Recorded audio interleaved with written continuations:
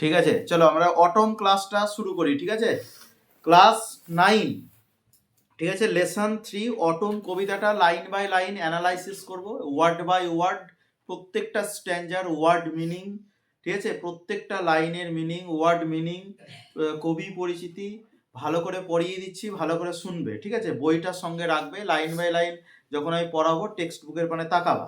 ঠিক আছে, তাহলে দেখো শুরু করছি। অটম কবিতাটা জন ক্লেয়ারের লেখা, ভালো করে বুঝিয়ে দিচ্ছি। তার আগে কবি পরিচিতি আগে জানি। দেখো, একটা কবিতা পড়তে গেলে আমাদের যে জিনিসগুলো প্রয়োজন হয়, কি কি প্রয়োজন হয়, যেমন ফিগার্স অফ স্পিচ আমাদেরকে জানতে হয়। কি জানতে হয়? Figures of speech. Figures of speech কি? বাক্যের অলংকার, অর্থাৎ বাক্যালঙ্কার। ঠিক আছে, যেমন ফিগার্স অফ স্পিচ কিছু জানতে হয়। এবার ক্লাস 9 তো তোমাদের নিচু ক্লাস বলে ফিগার্স অফ স্পিচ তোমাদেরকে কিছু কিছু বলে দেব পরের কবিতাতে। এটা খুব সিম্পল এবং সহজ সরল কবিতা।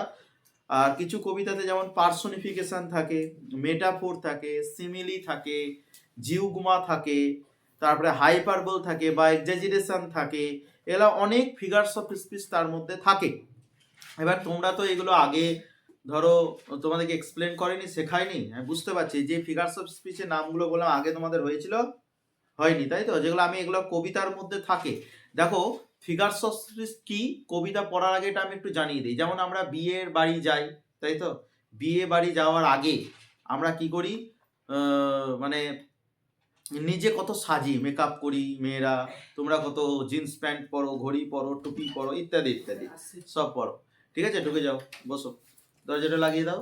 ঠিক আছে, তারপরে সাজো তো, পরিষ্কার পরিচ্ছন্ন হও, যাতে কেন সবাই তোমার দিকে তাকায়, নজর হয়। আবার মেয়েগুলো ছেলেগুলোর দিকে তাকালে কি বলবে? ও বাবা, দেখো ছেলেটা আমার মানে তাকাচ্ছে, আবার দেখানোর জন্যই সাজছে। এটা ফিগার্স অফ স্পিচের উদাহরণ দেওয়ার জন্য আমি বোঝাচ্ছি। কিন্তু এই এক্সাম্পলটা না বুঝলে ফিগার্স অফ স্পিচ বুঝতে পারবে না কি বা কাকে বলে। এই এক্সাম্পলটা না দিলে, এখনকার যুগের ছেলে মেয়ে এখন এই এক্সাম্পলটাই দিতে হবে যে বিয়ে বাড়ি যাচ্ছ, সাজছো, এবার সেজে কুজে যাচ্ছ যাতে সবাই দেখে।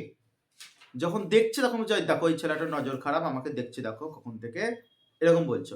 আর যদি দেখে না, আমাকে কেউ দেখলে না, ছি ছি ছি, আমাকে কেউ দেখলে না, মানে আমার সাজাটা ভালো হয়নি, মন খারাপ করবে। অ্যাকচুয়ালি এটার মধ্যে কি বোঝাতে চাইছেন? মানে নিজেকে সুন্দর করা, যাতে অ্যাট্রাকটিভ হই, তাই তো? তেমনি কবিরাও কবিতা লেখার সময় বিভিন্ন ফিগার্স অফ স্পিচ ব্যবহার করেন, যাতে কবিতার লাইন বা কবিতাটা সুন্দর হয়, পড়তে ভালো লাগে, ইমাজিন করতে ভালো লাগে, অবজার্ভ করতে ভালো লাগে, কল্পনা করতে ভালো লাগে। এই কারণে আশা করি বোঝাতে পেরেছি ফিগার্স অফ স্পিচ কি। তাহলে ফিগার্স অফ স্পিচ কবিতার লাইনের মধ্যে থাকে, ওগুলো আমাদেরকে খুঁজে বার করতে হবে। চলো আমরা দেখি। অটম কবিতা জন ক্লেয়ারের লেখা। জন ক্লেয়ারের কবির সম্পর্কে দুই একটা কথা বলি, যেহেতু আমাদের ক্লাস 9-এ কবি পরিচিতির সম্পর্কে তো কোনো কোশ্চেন দিবে না,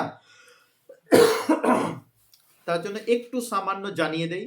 অটম হচ্ছে একটা শরৎকালের কথা বলা হয়েছে, তোমরা জানো অটম মানে শরৎকাল, কিন্তু বিদেশের যে ঋতু, ঠিক আছে, তার যে অ্যাটমসফিয়ার, পরিবেশ, এনভায়রনমেন্ট আমাদের ওয়েস্ট বেঙ্গলে বা আমাদের বাংলায়, ভারতবর্ষে তা কিন্তু আলাদা একদম। হ্যাঁ, আমাদের পশ্চিমবাংলার জলবায়ু আর বিদেশের জলবায়ু কিন্তু বা আবহাওয়া বা সিজনগুলো কিন্তু আলাদা, তাদের ক্যারেক্টারাইজড আলাদা। ক্লিয়ার?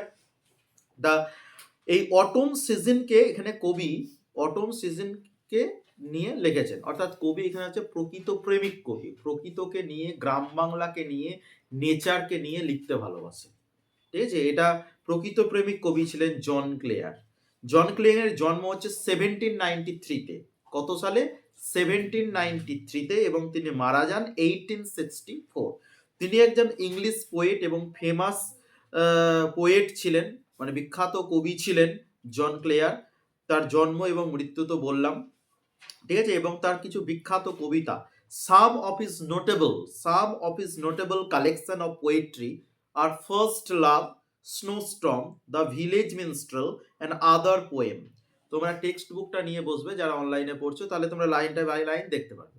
ঠিক আছে, দেখো যারা বিখ্যাত কবিতা, দেখো বলে দিচ্ছি, তার নোটেবল কালেকশন অফ পোয়েট্রি, তার কিছু পপুলার কবিতা ছিল। তার হচ্ছে ফার্স্ট লাভ, ঠিক আছে, প্রথম ভালোবাসা। তোমরা বুঝতেই পারছো, মনের মধ্যে পুলক জেগে গেল এই শুনেই তোমাদের। হ্যাঁ, ফার্স্ট লাভ এটা হচ্ছে তার কবিতা। তারপরে স্নো স্ট্রম, এটাও তার একটা কবিতা। দ্য ভিলেজ মিনস্ট্রেল, এটাও একটা কবিতা। অ্যান্ড দ্য আদার পোয়েম, এগুলো হচ্ছে তার নোটেবল কিছু কবিতা। তাহলে এই কবির সম্পর্কে এবং তার নোটেবল কাজ সম্পর্কে একটু জানিয়ে দিলাম, আর কিছু জানার প্রয়োজন নেই এখন যদিও, ঠিক আছে। তারপরে দেখো কবিতা, এই কবিতায় যেটা বলা আছে সেটা নিয়ে আমরা একটু বলি, ঠিক আছে। The following poem presents a pen picture of mellow beauty of autumn in the country side.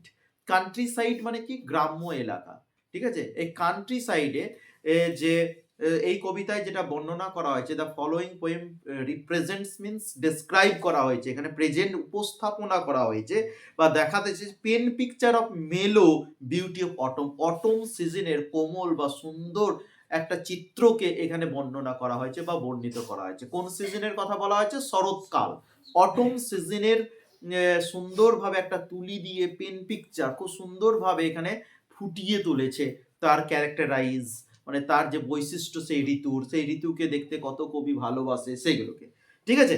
তারপরে দেখো as this season comes just before winter, যেহেতু সেই সিজনটা উইন্টারের আগেই আসে, জাস্ট বিফোর উইন্টার মানে উইন্টারের আগেই। এই শরৎকালটা কি উইন্টারের আগে আসে না? শরৎকালটা দুর্গাপুজো হয় জানো তো, ঠিক আছে। It is characterised by falling leaves, আর এটা ক্যারেক্টারাইজড করা হয়েছে কিসে না, তো ফলিং লিভস, গাছের পাতা পড়ে যাচ্ছে, ঠিক আছে, পড়ে যায়। বেয়ার ব্রাঞ্চেস মানে কি, বেয়ার ব্রাঞ্চেস মানে নগ্ন শাখা প্রশাখা, ফাঁকা, অর্থাৎ যেখানে সব ঝরে পড়ে গেছে, ঠিক আছে। আমাদের এমন একটা সিজন দেখবা মাঘ ফাল্গুন মাসে এরকম হয়, হয় না, সব একদম গাছের পাতাগুলো ঝরে পড়ে যায়, মানে পত্রমোচন বাকল মোচন জীবন বিজ্ঞানে পড়েছো। বছরের একটা সময় গাছের পাতা শুকিয়ে ঝরে পড়ে যায়, আবার নতুন করে তখন কচি কচি পাতা জন্ম নেয়। যেমন নিম গাছ তোমরা দেখেছো, ঠিক আছে, ফাল্গুন মাসে নিমের ছোট ছোট নিমের পাতা দিয়ে শরীরের পক্ষে খুবই উপকার, তাহলে ঝরে যাচ্ছে আবার নতুন করে হচ্ছে, ঠিক আছে। এই ধরনের যে বৈশিষ্ট্য এগুলোকেই তুলে ধরেছে অটম সিজনে জন ক্লেয়ার, ঠিক আছে। এগুলোকেই কবি নাকি দেখতে ভালোবাসে, এগুলোর জন্যই ওয়েট করে আছে, এটার জন্যই জানালার সাইডে গিয়ে দেখছে যে এরকম দমকা বাতাস, ঠিক আছে, এরকম সব ওয়েদারকে দেখছে, হ্যাঁ, এগুলোকেই দেখতে খুবই ভালোবাসে, ঠিক আছে। তারপরে দেখো বলা হয়েছে আর কি, স্ট্রং উইন্ডস, স্ট্রং উইন্ডস মানে দমকা বাতাস, হঠাৎ থেমে থেমে বাতাস চলে আসছে। এই আছো বসে জানলার ধারে দেখছো, সুন্দর মোবাইল দেখছো, তোমরা তো মোবাইল খোঁচাবা, বুঝতে পারছি, স্ক্রোল করবে মোবাইল। এখানে কবি কি করেছে, ওখানে বসে জানালার কাছে বসে প্রকৃতকে অবজার্ভ করেছে, দেখছে, একটা কবিতা কম্পোজ করছে। আর আমরা কবিতা তোমাদেরকে পড়িয়ে দিচ্ছি, বাড়িতে এক লাইন পড়ারও সময় নাই। আর কবি না, কত কষ্ট করে কবি কবিতাটা লিখেছে, তাই তো। তাহলে দেখো যে স্ট্রং উইন্ডস কেমন হয়, দমকা বাতাস এই সিজনে, ফলিং লিভস, বিয়ার ব্রাঞ্চেস, এই সিজনের যা গুণগুলো এখানে বর্ণনা করা আছে। এই সিজনটাকে কবি কতটা ভালোবাসে সেটা ডেসক্রাইব করা আছে, ঠিক আছে। তিনি যেহেতু প্রকৃতকে নিয়ে, কান্ট্রি সাইডকে নিয়ে লিখেছে, আজকে গ্রাম বাংলা আর গ্রাম বাংলাতে পরিণত নাই, কত শহরের মতন হয়ে গেছে, বড় বড় বাড়ি, গাছ কেটে দিচ্ছে, এইগুলো দেখে জন ক্লেয়ারের খুব অনুতাপ বা কষ্ট হচ্ছে, অ্যাকচুয়ালি কষ্ট হচ্ছে, ঠিক আছে। সেই কান্ট্রি সাইডের যে বৈশিষ্ট্য এইটাকেই তুলে ধরেছে এই কবিতায়, আশা করি বোঝাতে পেরেছি, ঠিক আছে। চলো এবার লাইন বাই লাইন শুরু হচ্ছে। I love the fitful gust that shakes the casement all day, ঠিক আছে। তারপরে I love the fitful gust, I love আমি ভালোবাসি, দ্য ফিটফুল গাস্ট মানে হচ্ছে, ফিটফুল হচ্ছে উপযুক্ত, গাস্ট জিইউএসটি, গাস্ট মানে হচ্ছে দমকা বাতাস, গাস্ট মানে কি বললাম, দমকা বাতাস। গেস্ট জানো তো, গেস্ট, গেস্ট মানে অতিথি, তোমাদের বাড়ি হঠাৎ চলে আসে, মানে ধরাম করে চলে আসে, তেমনি গাস্ট জিইউএস, গাস্ট মানে দমকা বাতাস, হঠাৎ হঠাৎ থেমে থেমে চলে আসা। এখান থেকে মনে থাকবে, শর্টকাট নিয়ম বলে দিলাম, গাস্ট মানে কি, ঠিক আছে, দমকা বাতাস, ঠিক আছে। দ্যাট সেক মানে কি, যেটা নাড়িয়ে দেয়, SHAKE, সেক মানে নাড়িয়ে দেওয়া, সেক মানে কি বললাম, নাড়িয়ে দেওয়া, সেকের পাস্ট হচ্ছে সুক, আর পাস্ট পার্টিসিপল হচ্ছে সেকেন্ড, V1 V2 V3 বলে দিলাম, ঠিক আছে। The casement all day, all day মানে সারাদিন ধরে, আর কেসমেন্ট, কেসমেন্ট হচ্ছে is a kind of window, casement is a kind of window that you can open from inside and outside, যেটা তুমি বাংলায় বলে দেই, যেটা কেসমেন্ট হচ্ছে একটা আগেকার যুগে বা বাড়িতে দেখবা রাজপ্রাসাদের মতন বাড়ি, ঠিক আছে, জানালাগুলো কেমন থাকে, লম্বা লম্বা জানালা থাকবে দরজার মতন, যেটা ভিতর দিক থেকেও খোলা যায় বাইরের দিক থেকেও খোলা যায়। সেই রকম একটা জানালাকে সারাদিন ধরে নাড়িয়ে চলে যাচ্ছে সেই দমকা বাতাস। আমি সেই জিনিসটাকে দেখতে ভালোবাসি, প্রথম দু লাইনের মানে আমি সেই দমকা বাতাস দেখতে ভালোবাসি, যেটা কেসমেন্ট মানে উইন্ডোকে সারাদিন ধরে নাড়াই। আর আমরা হলে কি করতাম, বাপরে ঝড় দিচ্ছে, বাতাস দিচ্ছে, জানালাটাকে বন্ধ কর, বন্ধ কর জানালা, তাই তো। আর কবি বলছে না, করছে, দেখতে ভালোবাসে। বাবা, প্রকৃত প্রেমিক কবি, কবির একটা এরকম হয়, ঠিক আছে, ঠিক আছে, এগুলোকে দেখতে কবি ভালোবাসে। And from the mossy elm tree takes the faded leaves away. And from the mossy elm tree, মজি এলম ট্রি মানে এলম ট্রি, এলম ট্রি হচ্ছে এক ধরনের গাছ, এলম ট্রি একটা গাছ, আর মজি মানে কি, ওই গাছটাই শ্যাওলা যুক্ত গাছ, শ্যাওলা পড়েছে দেখেছে তো গাছে, ওই শ্যাওলা যুক্ত গাছ থেকে takes the faded leaves away. Faded মানে হচ্ছে ম্লান হয়ে যাওয়া। ধরো আজকে কোনো একটা শার্ট কিনলা নতুন পরেছো, চুড়িদার, ঝাঁকামাকা চুড়িদার পরেছো, তো নতুন শাড়ি করেছো তোমরা, জিন্সের প্যান্ট নাকি না জিন্সের প্যান্ট, হ্যাঁ যাই হোক, জিন্সের প্যান্ট কিনেছো, টক টক টক টক করছে, ভালো লাগছে, ঠিক আছে, 1 মাস 2 মাস 5 মাস যাবে, তখন আস্তে আস্তে আস্তে আস্তে ওই কালারটা থাকবে, ফেডেড হয়ে যায়, ম্লান হয়ে যায়। এটাই হচ্ছে ফেডেড, ম্লান হয়ে যাওয়া, ঠিক আছে। তাহলে faded leaves away, faded leaves away মানে ওই বিবর্ণ পাতাগুলিকে ঝরিয়ে নিয়ে চলে যায়, কোথা থেকে, যে মজি এলম ট্রি থেকে। সেগুলো কে ঝরিয়ে নিয়ে চলে যায়, নিয়ে চলে যায় কে, টেক্স অ্যাওয়ে করে নিয়ে চলে যায় কে, দমকা বাতাস, ঠিক আছে। Twirling them by the window pane, এই যে টুয়ারলিং মানে হচ্ছে ঘুরপাক খাওয়া, ঘুরপাক খাওয়া, ঠিক আছে, যেগুলো দেখবা ঘূর্ণিঝড় মানে বাতাস দেয় না, ঝাউটাবা হয়, আমাদের ফাল্গুন চৈত্র মাসে এরকম হয়, এই পাক ঘুরছে, ঠিক আছে, সেটা by the window pane. By the window pane মানে হচ্ছে জানালার সার্সির ধারে, জানালার সার্সির পাশে বা ধারে, সেগুলো ঘুরপাক ঘুরপাক খাচ্ছে কি, with 1000 others down the lane, তো হাজার হাজার পাতা, ওই ফেডেড লিভস গুলো হাজার হাজার পাতা ঘুরপাক খাচ্ছে সেই লেন, লেন মানে গলিতে, দুই দিকে বাড়ি আছে, জানালা আছে, গলিতে ঘুরপাক ঘুরপাক খাচ্ছে। এগুলোকে দেখতে নাকি কবি খুব ভালোবাসে। তাহলে প্রথম স্ট্যাঞ্জাতে 6টা লাইনের স্ট্যাঞ্জাকে আলেকজান্দ্রিয়া বলা হয়, ঠিক আছে, 2টা লাইনের কবিতাকে বলা হয় কাপলেট, আর 4টে লাইনের স্ট্যাঞ্জা বলা হয় এগুলোকে, ঠিক আছে। এগুলো সব স্ট্যাঞ্জা ওয়াইজ হয়, 6টা লাইনের একটা স্ট্যাঞ্জা মানে আলেকজান্দ্রিয়া বলা হয় 6টা লাইনের স্ট্যাঞ্জাকে, ঠিক আছে। 3টা লাইনেরটাকে ট্রিপলেট বলা হয়, ঠিক আছে। তাহলে প্রথম যে স্ট্যাঞ্জাতে কবি কি বলতে চেয়েছে আমি একটা সামারি করে বলে দিচ্ছি। Poet loves to see the abrupt blow of the wild wind shaking the casement. Actually প্রথমে বলতে যে কবি ভালোবাসে সেই দমকা বাতাস, যেগুলি জানালাগুলিকে ধরাম ধরাম করে কি করে, নাড়িয়ে দেয় সারাদিন ধরে। আর কি ভালোবাসে না, তো ওই যে শুকনো পাতাগুলো রিমুভিং হয়ে যাচ্ছে শ্যাওলা গাছ, শ্যাওলাযুক্ত মজি এলম ট্রি থেকে, ঠিক আছে, এলম ট্রি থেকে নিয়ে চলে যাচ্ছে, সরিয়ে নিয়ে চলে যাচ্ছে, এবং ছড়িয়ে ছিটিয়ে পড়ছে জানালার ধারে, ঠিক আছে, এইগুলোকে, এবং সরু পথ, ন্যারো পথ, অর্থাৎ লেন মানে গলি, এগুলোকে চারিপাশে, এইগুলো দেখতে কবি খুব ভালোবাসে। অ্যাকচুয়ালি ক্লিয়ার, মানেটা, কনসেপ্টটা ক্লিয়ার হয়ে গেল তো। তারপরে দেখো, I love to see the shaking twig, second stanza শুরু হচ্ছে, আমি ভালোবাসি দ্য সেকিং টুইগ। সেই সেকিং টুইগ মানে কি, সেকিং টুইগ মানে নাড়া, ওই যে টুইগ, টুইগ মানে হচ্ছে ছোট ছোট ডাল, গাছের যে ছোট ছোট কচি ডাল, সেইগুলো যে নড়ছে, সেগুলোকে দেখতে ভালোবাসি, ঠিক আছে। Dance till the shut of it, dance মানে হচ্ছে নৃত্য করা, তাহলে এখানে তো অ্যাকচুয়ালি নৃত্য করছে না, নৃত্য করছে কি, ডাল কি মানুষের মতন লুঙ্গি ডান্স নাচতে পারবে, পারবে না, কিন্তু এখানে তাহলে ডান্স কেন বলেছে, এটাই হচ্ছে মেটাফোর বা তুলনা করেছে, মানুষরা নাচতে পারে, ডাল তো নাচতে পারে না, ঠিক আছে। তাহলে এখানে একটা মানুষের যে নাচা বা অ্যাকচুয়ালি পার্সোনিফাই করা আমরা বলতে পারি, ঠিক আছে, যেমনটা হচ্ছে যে বাতাস দিচ্ছে, নড়ছে, ডালগুলো নড়ছে, টুং টুং টুং টুং করে নড়ছে, এটা ডান্সের সঙ্গে একটা তুলনা করা হয়েছে। বলছে ছোট ছোট ডালপালাগুলো যে নড়ছে, সেগুলো দেখতে আমি খুব ভালোবাসি। Till the shirt of it, কতক্ষণ পর্যন্ত, যতক্ষণ পর্যন্ত সন্ধ্যা না নামে, ঠিক আছে, কারণ সন্ধ্যার পরে তো আর দেখতে পাবে না, বাতাস দিচ্ছে, রাত্রেও বাতাস দেয়, ওরাও কিন্তু নাচছে, আর কবি তো অন্ধকারে টর্চ লাইট মেরে দেখবে না নাচছে এখনো, দেখবে, দেখবে না। তার জন্য বলা হয়েছে যতক্ষণ সন্ধ্যা না নামে ততক্ষণ জানলার ধারে বসে এগুলো কবি দেখছে। আর আমরা জানলার ধারে বসে কি ভাবছি? বসে বসে ভাবি আমি সারাদিন কি করে মেটাবো তোমার এই ঋণ। তাই তো আমরা ভাবি এটা, কিন্তু কবি এটা ভাবছে কি? কবি এটা ভাবে না। কবি প্রকৃত প্রেমিক, কবিতা লিখছে, আর আমরা হলে ব্যাস জানলার কাছে জেগে ব্যাস ওইটাই ভাব, আহ গো তুমি আমার কে গো, ভাবতে লাগবে। ঠিক আছে, অকরলে হবে না, ভাবতে হবে সবকিছু। তাই বলছে আমি ভালোবাসি সেই সেকিং টুইগ, ছোট ছোট ডালপালাগুলো নৃত্য করছে যতক্ষণ পর্যন্ত সন্ধ্যা না নামে। ইভিনিং এর ইভ কেন লেখা আছে তাহলে? ইভিনিং, ইভ মানে ইভিনিং, তাহলে ইভিনিং না লিখে ইভ কেন লিখছে? এটার বড় একটা কারণ আছে।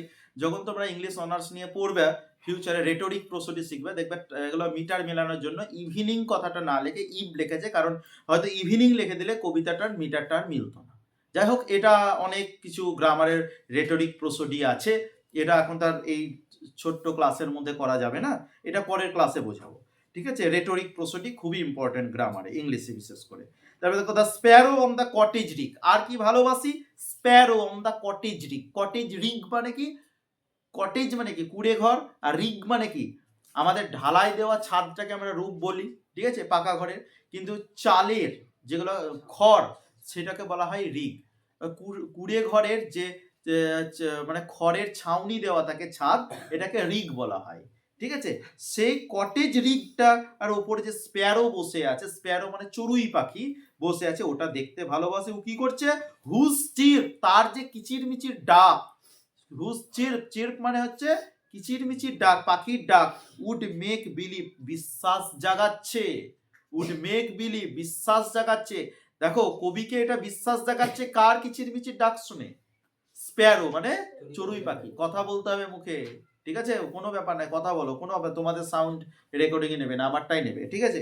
তারপরে দেখো এই যে এখানে বলা হয়েছে উড মেক বিলিভ, এর মধ্যে একটু গ্রামারটা শিখিয়ে দিই। দেখো তোমাদেরকে, এখানে বিশ্বাস জাগাচ্ছে, এখানে কবি কিন্তু নিজে বিশ্বাস করছে না, তার যে চড়ুই পাখির কিচিরমিচির ডাক তাকে বিশ্বাস জাগাচ্ছে, অর্থাৎ এটা হচ্ছে পজিটিভ ভার্ব। উড মেক, এই যে উড মেক বিলিভটা হচ্ছে, মেক বিলিভটা হচ্ছে পজিটিভ ভার্ব। এখানে কেন পজিটিভ ভার্ব কি একটু বলে দেই।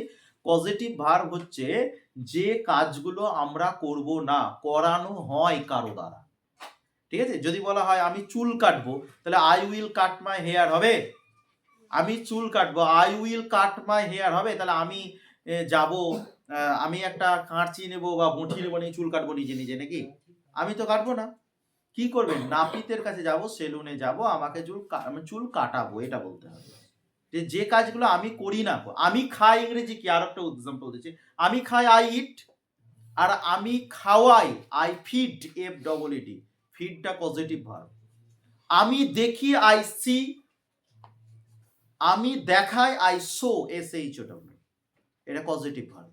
কিন্তু আমি বুঝি আই আন্ডারস্ট্যান্ড, আমি তোমাদেরকে বোঝাচ্ছি I am making you understand, I make you understand, আমি তোমাদেরকে বোঝাই, আই মেক ইউ আন্ডারস্ট্যান্ড, আমি বোঝাচ্ছি present continuous tense, I am making you understand. ঠিক আছে, আমি হাসি আই লাভ, আমরা হাসি উই লাভ, কিন্তু আমি তোমাদেরকে হাসাচ্ছি। ঠিক আছে, I am making you love. Clear? এটা হচ্ছে পজিটিভ ভার্ব, যেগুলো আমরা না করে করানো হয়। ঠিক আছে, আমি খাই যেমন আই, আমি খাওয়াই আই ফিড, তখন আমি নিজে খাই না, খাওয়াচ্ছি তখন। ঠিক আছে, বুঝতে পারছো তো?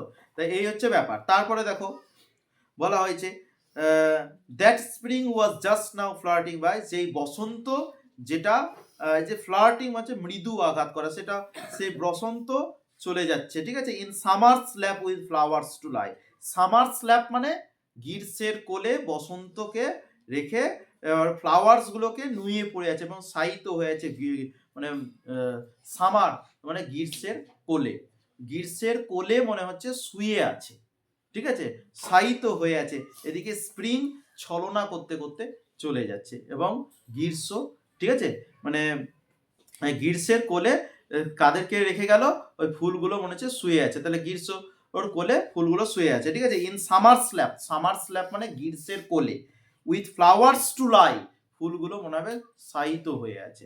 ঠিক আছে, এই স্ট্যান্ডাটাও কমপ্লিট। পরের স্ট্যান্ডা দেখো একই লাইন দিয়ে রিপিট করছে। এটার মানে হচ্ছে কবি জোর দিয়ে বলছে যে আমি এই জিনিসগুলোকে দেখতে খুবই ভালোবাসি, এগুলো তার মনের মধ্যে গেঁথে গেছে। ঠিক আছে, I love to see the cottage smoke, আমি আর কি দেখতে ভালোবাসি? Cottage smoke. কটেজ স্মোক মানে কি? কটেজ স্মোক মানে হ্যাঁ, কুড়ে ঘরের ধোয়া। ঠিক আছে, কুড়ে ঘর কটেজ, কটেজের ওপর যে চিমনি গুলো আছে, ভেতরে রান্না বান্না যাই হোক না কেন, ওই উপর দিকে কি হচ্ছে, সে ধুয়ো হুম বেরোচ্ছে। তা বলে না মানে কুড়ে ঘরের মধ্যে কেউ বিড়ি টানে না, যে উপর থেকে ধোঁয়া বেরোচ্ছে, তাহলে বিড়ি খাচ্ছে না, সিগারেটও খাচ্ছে না, কেউ রান্না বান্না করছে, ওখানকার যে ধুঁয়োগুলো, স্মোক গুলো, সেটা কটেজের যে কুড়ে ঘরের চিমনি থেকে বেরিয়ে যাচ্ছে। কেমন ভাবে বেরিয়ে যাচ্ছে? কার্ল আপওয়ার্ডস, ওপরের দিকে কার্ল। কার্ল মানে কি? কোকড়ানো হয়। তাহলে এখানে কি এঁকে বেঁকে যাচ্ছে। ধোঁয়াটা আর এক সাইডে উঠবে না, ধোঁয়া এখান থেকে সুরুক করে উপরে উঠে গেল, এরকম তো হবে না, এঁকে বেঁকে উঠছে। তাহলে আমি ভালোবাসি সেই কটেজ স্মোক দেখতে, যেগুলো ও পাক খাইয়ে খেয়ে, কার্ল মানে পাক খাইয়ে আপওয়ার্ডস, ওপরের দিকে, থ্রো দ্য নেকেড ট্রি, কিসের দিয়ে? গাছগুলো, যে গাছগুলো দেখবা ওই যে নেকেড ট্রি বলা হয়েছে কেন বলতো? নেকেড ট্রি কেন বলা হয়েছে? উলঙ্গ বা নগ্ন গাছ কেন বলা হয়েছে? কবি কেন বলেছে? কারণ গাছের পাতা সব ঝরে গেছে, তার জন্য এখানে নগ্ন। সেই নগ্ন গাছ দিয়ে ধুঁয়োগুলো এঁকে বেঁকে পাক খাইয়ে উঠছে, এটা দেখতে আমি ভালোবাসি। বুঝতে পারলাম মিনিংটা? বুঝতে পারলে তো? নেকেড ট্রি এই কারণে বলা হয়েছে যে অ্যাকচুয়ালি ট্রিজ আর বেয়ার, কারণ গাছগুলো ফাঁকা, গাছের পাতাগুলো সব ঝরে গেছে, এই কারণে বলা হয়েছে। বুঝতে পারলা তো? তারপরে দেখো গাছের পাতা ঝরে গেছে, তারপরে দেখো ছবিতে, নিশ্চয় ছবিতে দেখতে পাচ্ছ, ঠিক আছে, কত সুন্দর ছবি এঁকেছে দেখো, আহা গো, মমতা ব্যানার্জির উচিত পুরস্কার দেওয়া। The pigeons nestle round the court. Pigeons nestle, pigeons মানে কি? পিজেন্স মানে পায়রা, নেসেলড মানে হচ্ছে এখানে ভার্ব করা আছে শেল্টার্ড। নেসেলড মিন্স ইংলিশ মানে হচ্ছে শেল্টার্ড, আশ্রয় তৈরি করা, মানে বাসা করা। অ্যাকচুয়ালি পিজেন্সরা বাসা করে কোথায়? রাউন্ড দ্য কোর্ট, মানে পশু পাখি থাকার জায়গা। অ্যাকচুয়ালি বাসা, কোর্ট মানে হচ্ছে পশু পাখি থাকার জায়গা, বাসা অ্যাকচুয়ালি। ঠিক আছে, তারা বাসাটাকে তৈরি করছে, শেল্টার তৈরি করছে পিজেন্সরা। কারা? পিজেন্সরা মানে পায়রাগুলি। কবে? না তো অন ডাল নভেম্বর ডেজ লাইক দিস, এই যে নভেম্বরের ডাল দিনগুলোকে, ডাল মানে নিস্তেজ, বোরিং, একঘেয়েমি, এইরকম দিনগুলোকে সে পিজেন্স গুলো শেল্টার্ড, আশ্রয় তৈরি, বাসা তৈরি করছে। নভেম্বর এর দিনগুলোকে ডাল বলা হয়েছে কারণ শীতকাল যখন, ঠিক আছে, তখন নিস্তেজ, কেমন একটা ঝিমঝিম ভাব লাগে না, মানে মনে ফুর্তি থাকে না, মানে যদি টেম্পারেচার না থাকে, রোদে কেমন লাগে, সেটার জন্য ডাল বলা হয়েছে। সেই ডাল নভেম্বর দিনে পেজেন্টস গুলো কি করছে? বাসা বাঁধছে। তারপরে কক কি করছে? সিওসি কে, কক মানে কি? মুরগি না মোরগ?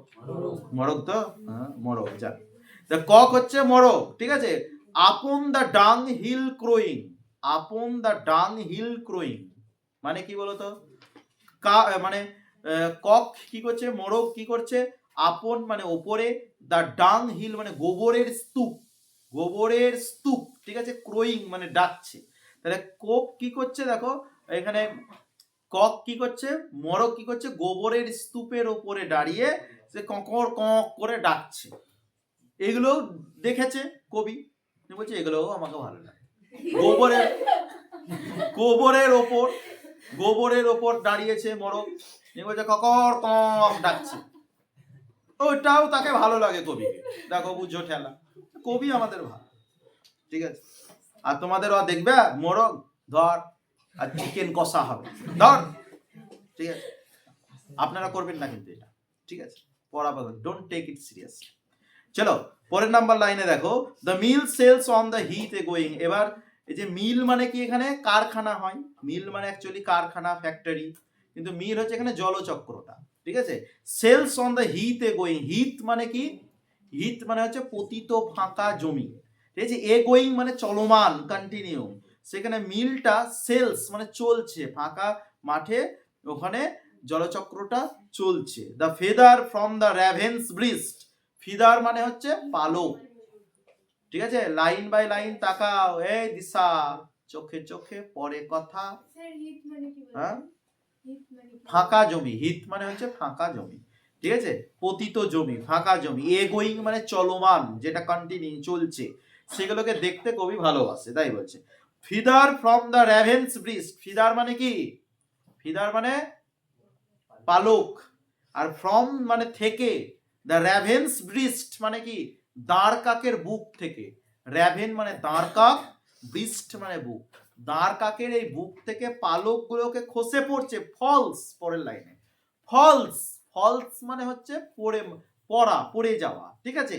অন দ্য স্টাবলি, স্টাবলি মানে কি বলতো, স্টাবলিতে পড়ছে, মানে স্টাবলি, দেখো এখানে দেওয়া আছে স্টাবল মানে the short lower part of the stem of crops, মানে কোনো ফসল, মানে ধান লাগিয়েছে কোনো জমিতে, জানো তো তোমাদের গ্রাম বাংলার ছেলেমেয়েরা বুঝতে পারবে, যে ধান লাগিয়েছে, ধানটা কাটা হয়েছে, তার মুড়িয়াটা পড়ে থাকে, জানো না, আমরা মানে গ্রাম বাংলাতে তো মুড়িয়া বলে দিই, ঠিক আছে, মুড়ো, মুড়ো আর কি, ওই মুড়োটা পড়ে থাকে, সেইটা ফাঁকা জমি, ওই স্টাবলি ওটাকে বলা হচ্ছে, ওইটার উপরে দাঁড় কাকের লোমগুলো, মানে পালকগুলো পড়ছে, বুঝতে পারছো তো। স্টাবলি হচ্ছে ওই ফাঁকা সদ্য ফসল কাটা জমির উপরে দাঁড় কাকের বুক থেকে যে পালকগুলো পড়ছে, এগুলোকে দেখতে আমি ভালোবাসি, এটাই বলতে চাইছি, বুঝতে পারলাম। তারপরে দেখো, the acorns near the old crow's nest, বলো কারো কোনো সমস্যা, ঠিক আছে। তারপরের নাম্বার লাইনটা দেখো, গল্প করবে না, এই হ্যালো, গল্প করবে না, না তো ভবিষ্যৎ গেল, হ্যাঁ, বউ পাবা কালো, ঠিক আছে, এদিকে তাকা, বইয়ের পানে তাকা, গল্প করিস না। The acorns near the old crow's nest, acorns মানে কি বলতো, অ্যাকর্নস হচ্ছে ওক গাছের ফলকে বলা হয়। Acorns is a kind of fruit, ঠিক আছে, যেটা কোন গাছের, এক ধরনের ওক গাছের, অফ ওক ট্রি, ওক গাছের ফল, বুঝতে পারছো, ওক গাছের ফল হচ্ছে acorns. Near the old crow's nest, কোথায় পড়ছে না, তো বৃদ্ধ কাকের বাসা থেকে পড়ছে, কাছেই পড়ছে, ফল মানে পড়ছে, প্যাটারিং ডাউন দা, ডাউন গাছের নিচে টুপটুপ টুপটুপ করে পড়ছে। প্যাটারিং মানে ফল পড়া শব্দকে, অর্থাৎ এটা হচ্ছে ওন্যামেটোপিয়া, এই লাইনটাই বলা যেতে পারে কবি এখানে ওন্যামেটোপিয়া ব্যবহার করেছেন, প্যাটারিং মানে ফল পড়া শব্দ, ঠিক আছে, অর্থাৎ প্যাটারিং ডাউন দা ট্রি, তো গাছের নিচে সেখানে পড়ছে, টুপ টুপ করে পড়াকে প্যাটারিং বলা হয়, তার জন্য এখানে কি ফিগার বলতে পারবো, ওন্যামেটোপিয়া কবি এখানে ব্যবহার হচ্ছে। ওন্যামেটোপিয়া কি তাহলে, ওন্যামেটোপিয়া হচ্ছে একটা সাউন্ড ওয়ার্ড, যেমন ক্রিকিং, ক্রিকিং মানে কি, যেমন দরজা ক্যাচ ক্যাচ ক্যাচ ক্যাচ শব্দ করে, ওগুলো হচ্ছে ক্রিকিং, তাহলে সাউন্ড ওয়ার্ড, সাউন্ড ওয়ার্ড হলে পরেই সেটাকে বলা হয় ওন্যামেটোপিয়া, ফিগারস অফ স্পিচ, ঠিক আছে, চিন্তা নাই, এগুলো আমি একদিন ক্লাস করাবো, লিখে দেবো, ফিগার ওন্যামেটোপিয়া কি, হাইপারবোল কি, এক্সাজারেশন কি, পার্সনিফিকেশন কি, I will explain in details, ঠিক আছে, আমি এই টপিকটা নিয়েও কিন্তু আমি একদিন ভিডিওতে নিয়ে আসছি, ঠিক আছে, তোমাদেরকেও নিয়ে আসছি। দেখো তারপরে দেখো, দ্য প্যাটারিং ডাউন দ্য ট্রি, বুঝতে পারলা তো, তাহলে অ্যাকর্নস ফর্মগুলো কোথায় পড়ছে বলো তো, কোথায় পড়ছে, কোথায় পড়ছে, ডাউন দা ট্রি মানে গাছের নিচে পড়ছে, ঠিক আছে, কোথায় মানে কোথা থেকে, কার কাছ থেকে পড়ছে, near the old crow's nest মানে বৃদ্ধ কাকের বাসা থেকে একদম নিচে, গাছের নিচে পড়ছে। তারপরের নাম্বার লাইনে দেখো, দ্য গ্রান্টিং পিগস, পিগ মানে কি, শুকর, আর আমরা বলি কি, শুয়োর, ঠিক আছে, শুকর বলবে আজ থেকে, ঠিক আছে, শুয়োর বলবে না, বা এই যে ওই শুকরের আওয়াজকে বলা হয় গ্রান্ট, GRUNT, তা গ্রান্টিং পিগস মানে গোঁত গোঁত করা শুয়োর গুলো, মানে ওই যে ড্রেনে চড়ে বেড়ায় না, মানে শুকর গুলো গোঁত গোঁত গোঁত গোঁত আওয়াজ করে না, এটাকে বলা হয় গ্রান্টিং, গোঁত গোঁত আওয়াজ। That waits for all, that wait for all, তারা ওইটার জন্য অপেক্ষা করে, কোনটার জন্য, সেই অ্যাকর্নস ফলটা পড়বে, এটার জন্য সব রেডি টু রান, একদম রেডি, অ্যাকর্নস ফল পড়েছে কিনা মেদবদ্ধ, কে আগে খেতে পারে, বুঝতে পারছো, হ্যাঁ, স্ক্রাম্বল এন্ড হারি হোয়ার দে ফল, লাস্ট লাইন, স্ক্রাম্বল মানে হুড়োহুড়ি করা, ঠিক আছে না, হারি মানে দ্রুততার সামনে সামনে এগিয়ে যাওয়া, দৌড়ে, হোয়ার দে ফল যেখানে সেগুলি পড়ছে, কোনগুলি পড়ছে সেখানে, যেগুলো ওই ফলগুলো পড়ছে, কোন ফল, অ্যাকন্স ফল, ওক গাছের ফলগুলো যেখানে পড়ছে শুকরগুলো কিন্তু ওয়েট করে আছে, 4-5টা অনেক শুকর আছে, কে আগে যেতে পারে, তুই খাবি, হাট তুই, আমি খাবো, মত করছি, আমি খাবো এরকম করছে। বুঝতে পারছো তো? এই হচ্ছে কবিতা। এইগুলো হচ্ছে একটা ক্যারেক্টারাইজ করা আছে অটম সিজনকে। অটম সিজনের যে ঋতু সেটাকেই কবি দেখতে ভালোবাসে, আর কিছু নাই, এইটাই। বুঝতে পারলেন? পারা গেল তো? ক্লিয়ার? এরকম ভিডিও পেতে গেলে এবং ভাবে ক্লাস করতে গেলে চ্যানেলটা সাবস্ক্রাইব করবেন।